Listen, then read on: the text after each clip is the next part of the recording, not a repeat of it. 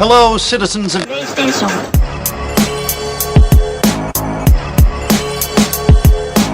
Users lose all sense of reality and enter another world.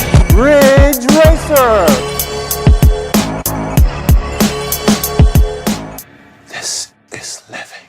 Good afternoon, good evening, good night, good morning, wherever you guys are. Welcome to the latest PS5 podcast. I'm your host today, Alex Sylvester, and I'm here with always Mr. Sonny Sangera. How you doing today? I'm good. It's been an exciting week for gamers and a very exciting week for PlayStation fans. Yes, indeed. It's been what everybody's been waiting for, really, just to see something from the Sony camp. Welcome again, guys. Today we've got a few topics which I'm sure a lot of you are going to already be familiar with, but we're going to deep dive into a few of them. We've just watched the Ghost of Tsushima live stream, so we're going to dive into that. And we've also got obviously the amazing Unreal Engine 5 unveiling. So a lot of things to go over today.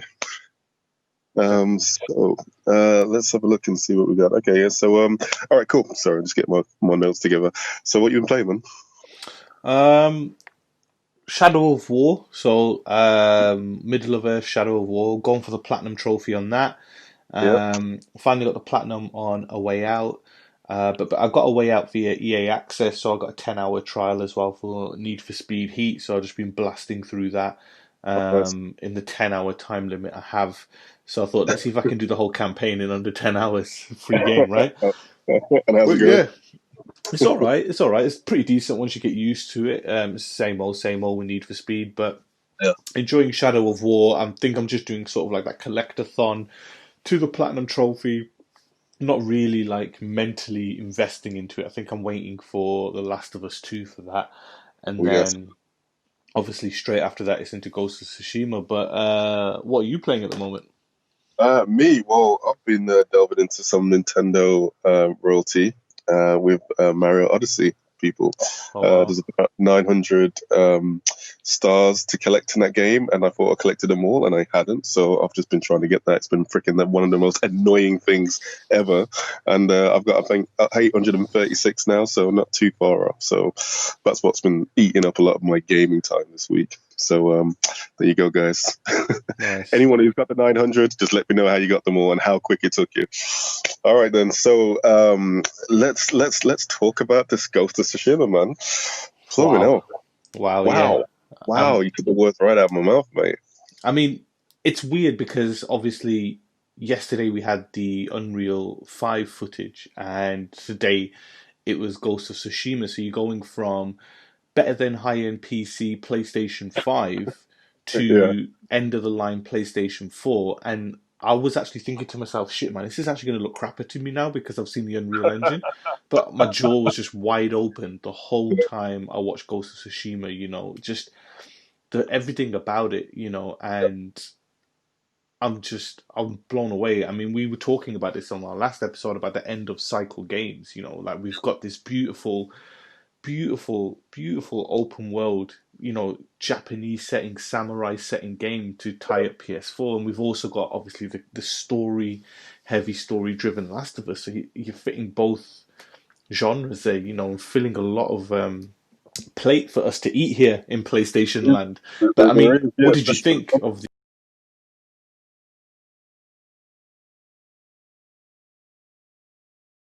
way they do guidance, like with the wind and everything like that? Yeah. I mean, you look gorgeous. It looked absolutely gorgeous. I think that was a really unique feature as well, because obviously open worlds obviously are the thing now, but sometimes we do get lost, ended up trying to complete all these little missions to get all the trophies, which makes a lot of sense. But then you kind of want to get onto the mission as well, and for them to have a feature like that just to get you back on track, it's a nice little addition. I know, just the little things like like you're the bird, you follow the bird and things like that, and it comes up and flies next to you. But again, this is what we were talking about when you asked me, what is it that I want the most? And I'm starting to get it with The Last of Us and with Ghost of Tsushima. It's an open world game, but the little animations, like his animations when he was Jin, to his animations when he was a samurai, to his animations when he was a ghost, they were all different. Yeah. and that's what you want. That's what makes like his cape, just a little thing like the cape looked amazing on him. I was Yeah, just it like, did. that It is did look really good unbelievable. when he was actually reacting to the environment, so it just makes it look way more immersive.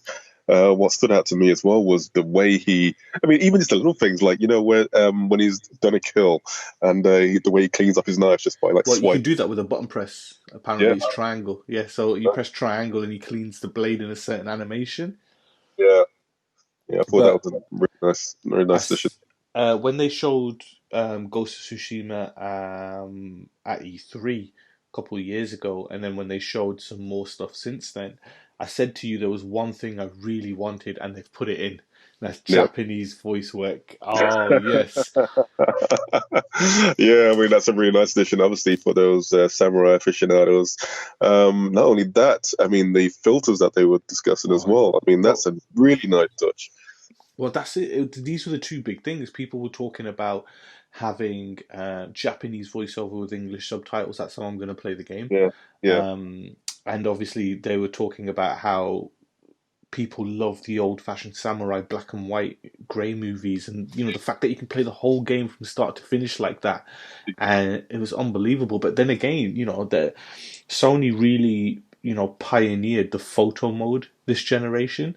It's been on PC for years and years, but not to the extent and the level to the point where this photo mode on Sony games got so popular that Nvidia created a whole studio for it, in their games, in their creation studio. But yeah. the fact that you can create moving pictures with like Japanese music and everything in Ghost of Tsushima, it's a tiny hint into what the PS5's like Oh, creation studio is going to be like. yeah. The fact that I've again, it hasn't fully been announced yet, but I've heard from a number of people that when you press the create button, it isn't just like share, it takes you to an in hardware based editor that will allow you to edit the film that you've just captured or the photos. It looked unbelievable. Like everything that a game of this Japanese setting requires to. You don't make something this beautiful and don't give you these added features, and they've Cool. done it, and it looks Yeah. stunning. They've And done it. Yeah, definitely. I think, yeah. I mean, the music as well. I mean, it just seems so authentic. Like these guys have obviously really done their research. I mean, what we're looking at, we're seeing influences like from the 13 Assassins, man. We're looking at, well, the Last Samurai, maybe. that's the one. That's the one, dude. Well, this is it. Like for me, um, when they first announced Ghost of Tsushima, Yeah, I said to myself, it's got to match the soundtrack of The Last Samurai because The Last Samurai is one of my favorite samurai movies. But the soundtrack to that is one of the best movie soundtracks, and it's there up there. yeah, it is up there, definitely. I mean, I'm sure a lot of samurai film buffs will be hating the fact that Last Samurai is even considered as a great. But Yeah, and obviously we're coming to the end of a generation, and I just want to say, absolute credit and kudos to Sony. We've come to the end of a generation where this has been a generation of open world games, and they've given us something different, yeah, and it's that peaceful open world, living world. And the one thing I noticed, the map doesn't seem to be like huge, like wasted space like GTA or anything like that, And yeah, I yeah, feel people you can. It reminds me of Red Dead, and it feels yeah. like honestly, when I look at Ghost of Tsushima, the best way analogy to put it, it's like Assassin's Creed, Red Dead Redemption 2, and Tenchu Assassins had a threesome. Yeah, that would be that. Yeah, that would be it. Yeah, definitely. But I I can't think. wait. I can't wait. Yeah, I can't wait. I mean, these guys. I mean, the good thing about games like this. I mean, it immerses you in the world, and as soon as you switched it on, and you just hear just the what's it, the aesthetics. You know what I mean? Mm. Just the ambient sound. Sorry, you know what I mean? Just the sound of nature. The way they've got that nailed down to a T is enough to just draw you into the game. And I can't wait to start seeing elements of the story as well because we're going to have some brilliant twists and turns. The animation looks phenomenal, absolutely phenomenal. And like you said, I mean, it's coming to the end of the PS4's life cycle. But look, where, I mean, we looked at the figures earlier on this week. They're up, aren't they? I mean, they've sold what, 110 million now, and it just seems like they're still going strong. You know what I mean? You can tell by the quality of games that they're releasing. You got Ghost of Tsushima, you got Last of Us 2. I mean, it's almost as if there isn't another console coming out because they just seem to be going, strength to strength. But I guess this is a testament to Sony's character. Well, they've always done it, really. If you look at the home consoles, I mean, not so much the PlayStation 1 to the PlayStation 2 because that was like everything was new then. But then even at the end of PlayStation 1, when we were getting games, that were really pushing what the actual PlayStation hardware could do, GTA Vice City stories, GTA Vice City, sorry, that was on the PSP that I was thinking. Yeah. You had Vice City, you had Tekken 3, these sort of games were pushing the hardware. And then PS2 came out. Sony didn't rest on their laurels. Yeah. Within months of the PS3 coming out, God of War 2 comes out for Oh, PS2. And then PS3, 7 years, everybody's waiting for PS4, but then The Last of Us comes out and it pushes the limit. And then now the PS4, 7 years, we're waiting for PS5, but you got Last of Us 2 and Ghost of Tsushima coming out. Just the best way to put it to you from a technical standpoint, what you just saw was running on Jaguar cores. It's like, oh my god, you know what I mean? But it just shows. I mean, all right, a testament to Nintendo as well. So you kind of keep shouting them out because they do some brilliant work, and I guess it's the same type of ethos. Even though we're looking at, I guess industry standard industry would actually class this as outdated tech, but they're still managing to squeeze the best efficiency out of it, and that's essentially what they try to promote on the launch of these consoles, isn't it? And then you've got a company like Nintendo who's obviously using not outdated tech, but it's not the best, but they're still managing to squeeze every last ounce of it to actually make it like a perfectly viable and competitive console. So it's just interesting to see how these companies and these developers are utilizing technology to make it even better. So I mean, God only knows what we're going to be looking at when the PS5 hits its peak. You know what I mean? Well, that was a nice transition for you there, mate, because we've seen a sneak peek with the Unreal Engine, didn't we? Yeah, I mean, that was just... Christmas came early, folks. Well, that was it. I mean, I'm going to throw it to you a lot more because obviously you're the tech expert on this, but X missed a spot in a big way the other week. We spoke, in the last episode, we spoke about how Microsoft have the opportunity to take advantage of Sony taking their time to do announcements and that Xbox are doing everything right. Lo and behold, and I said as a joke, watch us, we're jinxing them.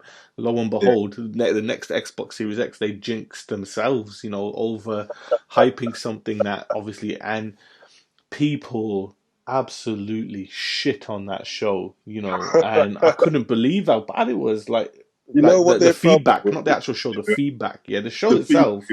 There was a lot of new IPs, but I think they over-exaggerated what they were going to show.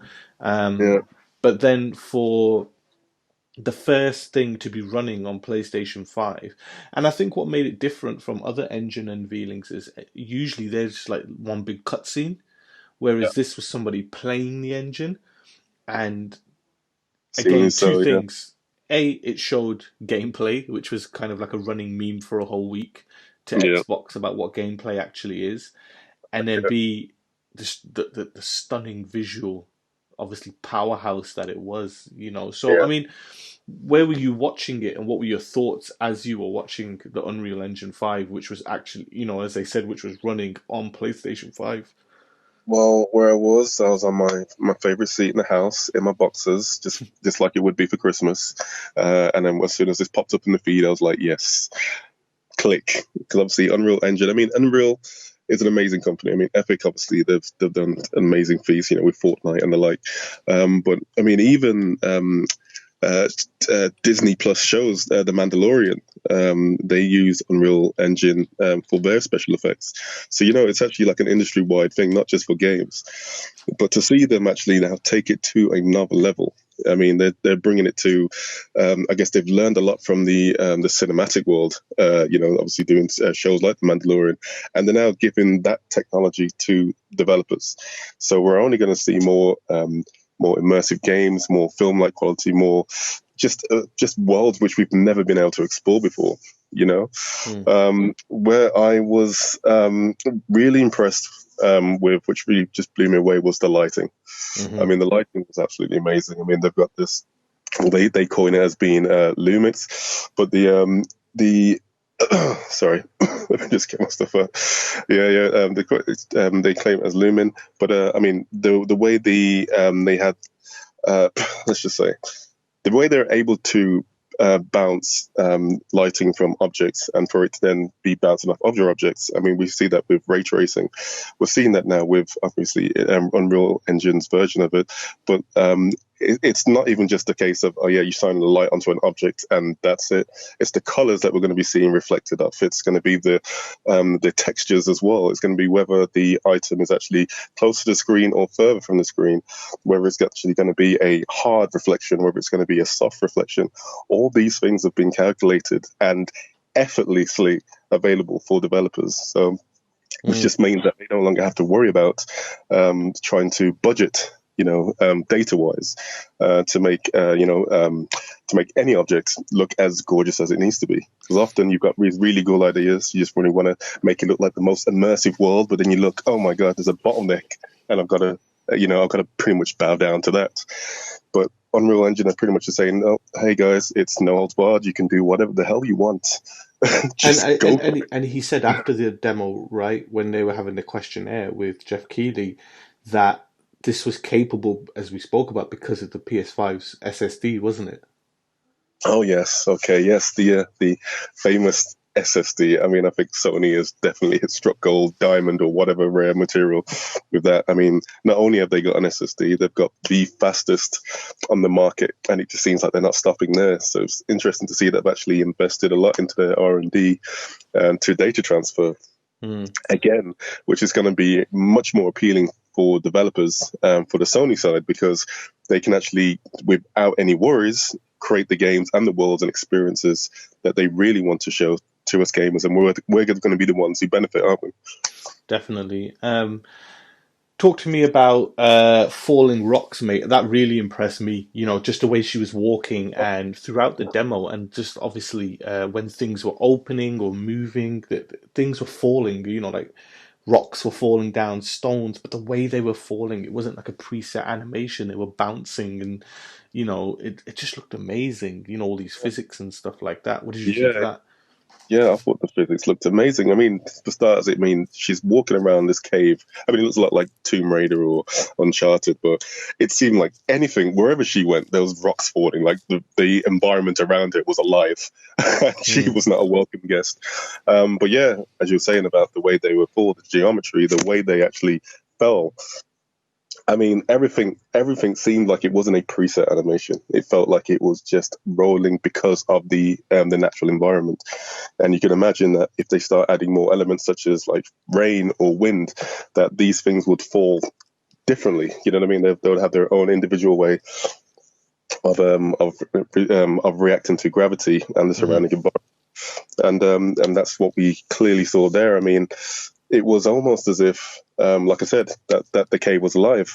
You could almost believe that's, she was actually in a place which was quite similar to like a scene from God of War. You know what I mean? Like that place was about to just start moving and just, take it somewhere else. But yeah, I mean, we're talking about the particles, we're talking about the dust. I mean, just the way the particle physics were being utilized. I mean, yeah, we've seen dust, we've seen we've seen environmental effects before, but what's key here is how they're going to be able to make it a lot easier for developers to not have to worry about exactly how the mist falls into a room. They don't have to worry about animating every single keyframe. They can just set it in the environment and then let their other characters their other elements within the scene react with the environment itself. So it's going to give a more natural feel. It's going to make it seem like we're watching a movie that we can control, and I think that's just going to be a really good feat for developers. Obviously, Sony's come out the gate pioneering this. It'll be interesting to see if any of the Xbox developers will be able to, to reach the bar. It's funny. If you go back last year, specifically the 30th of March 2019, yeah, I sent you a video on WhatsApp. It's only 6 seconds long, and it was Yeah. a man walking through a cave, and Yeah. you were like, "Oh my God, what is this?" And I said, "This is coming from a PS5 dev kit." Yeah. Yeah. So Yeah. basically, that was the initial target render footage for Pre-COVID. Unreal 5. And if you look at Yeah. the, if I was just scrolling through, and if you go back, you can see the same like cliff and the rocks and stuff like that. Yeah. And it's like obviously in the video I sent last year, nothing's moving in No. there. No. It's just a rigid man walking across. But you look at that to now, and you, like you The said, it's environment. Yeah. so much is happening in that world.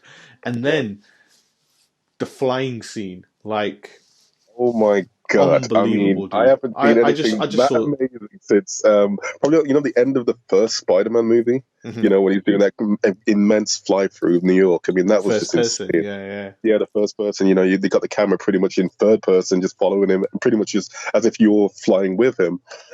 They managed to capture that for this demo perfectly. I mean, they've evolved it. I mean, you've got the parts where she's leaping bounds. She's when she's landing as well in that proper anime manga stance, and she's sliding, and then she's off again. You know what I mean? mm, Flying left, right.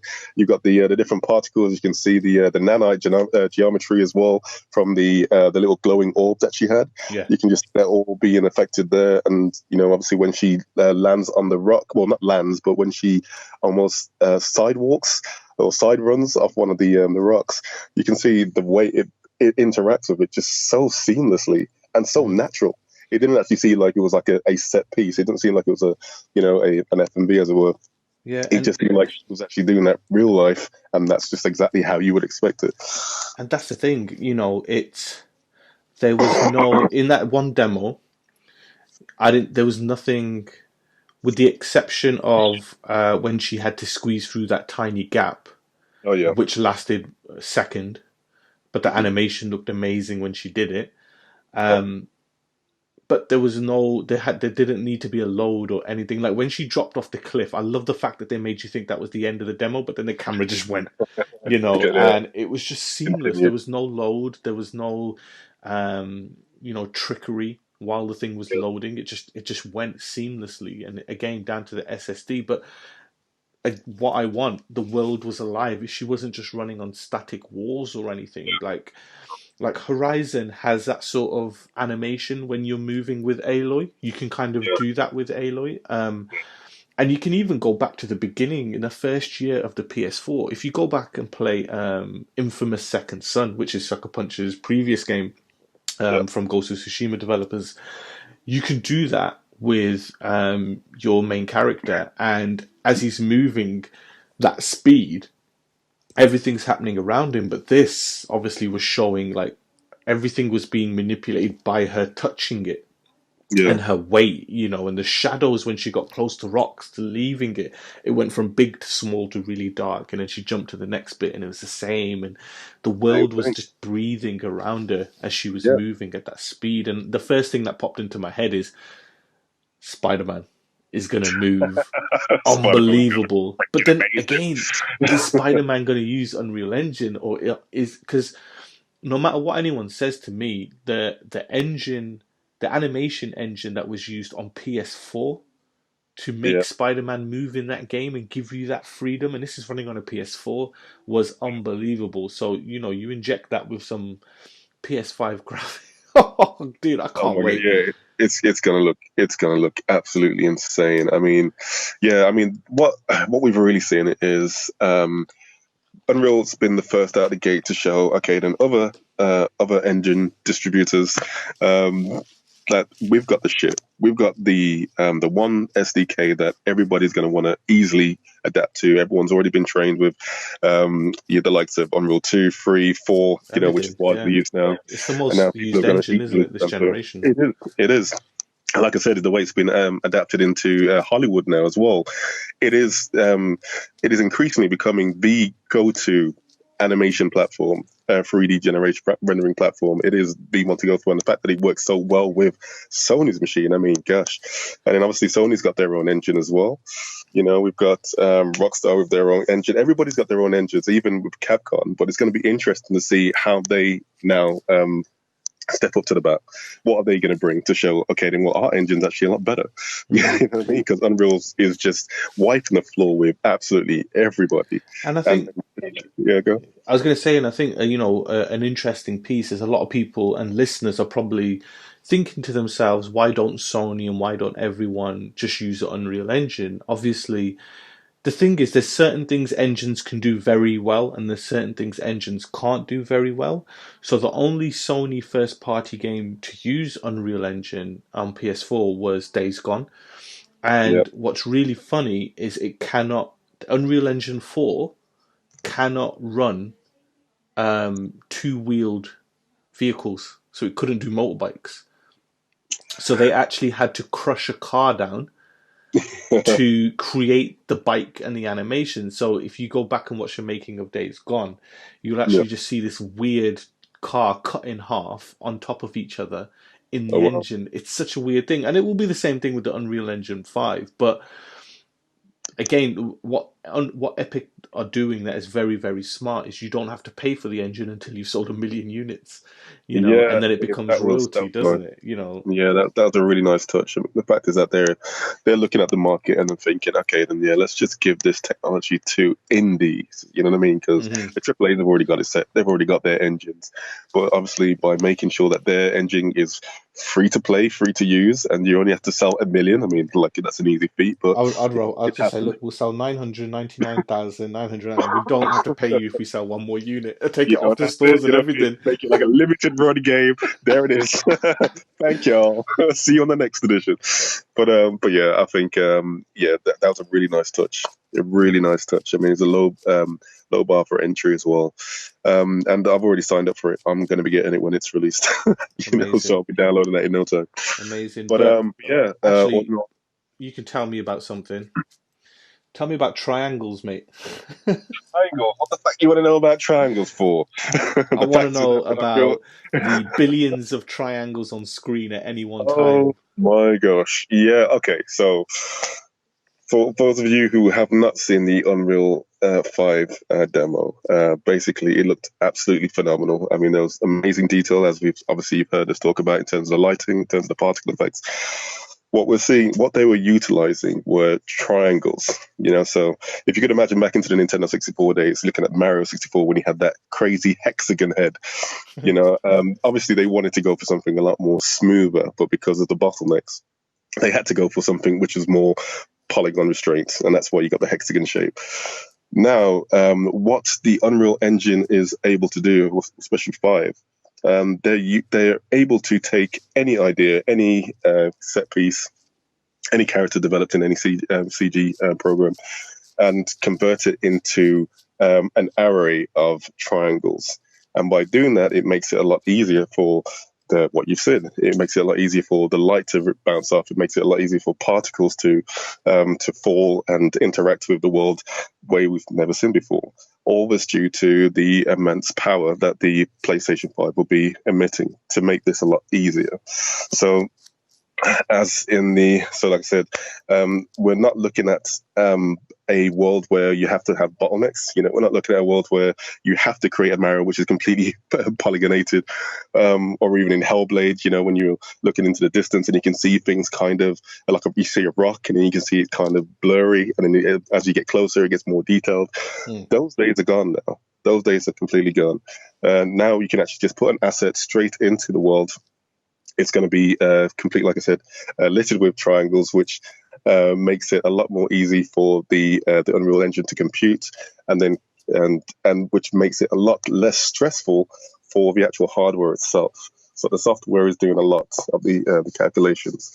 So all of that means that you're going to be getting some very realistic effects. And it's going to be absolutely freaking phenomenal. So just wait until Sony announces the Spider-Man 2. But yeah, can't wait.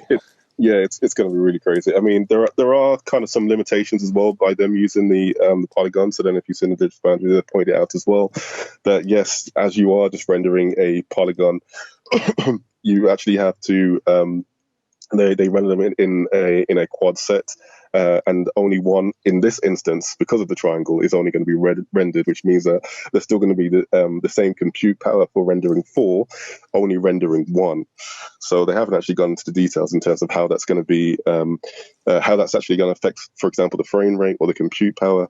But for the case of this demo, it looked absolutely amazing. And based on the way developers are actually creating their games now, I don't really think that's actually going to be an issue for them right now, because they're going to have a field day with the amount of power that they have quick access to. Definitely. And I think the thing that I like the most is, we've heard about the SSD and the ease of development, but the fact that they said that they don't have to recreate assets in the engine anymore. They can take these movie-based assets or what they've done, and they don't have to build a clay model in engine or anything. They can just copy it into that engine, as you mentioned, via triangles, and it's just like it's going to save so much time on development, isn't it? Yeah, it will do. It will do. I mean, it saves a lot of time in development where they, so now they only have to create the asset once, essentially. Mm-hmm. Yeah, they don't have to replicate it. So, so that same asset will be, for example, when you're up close to it, it's going to look heavily detailed. When you're away from it, it's going to look blurry, as it would do in real life. But the key thing is that they don't have to create another asset which would look blurry, which is what traditional developers have to do. Sorry. It sounds so good, dude. It sounds absolutely amazing. Yeah, it's going to be great. It's actually going to be really good. So, and we've only got a few weeks now to wait for another unveiling from the Sony camp. So, bring it on. Bring it on, Sony. Yeah, you've definitely whet our appetites. Everybody's got a bloody hard on. Let's see what happens. Well, you said it every time they show something. They just get everybody talking, don't they? So they do definitely. All right then. So Unreal Engine 5. Keep your eyes peeled for it, and also keep your eyes peeled for the other SDKs from other developers as well. Okay, so let's roll on to some questions today. Thanks again to all you listeners. Thanks for the questions that you send in as well.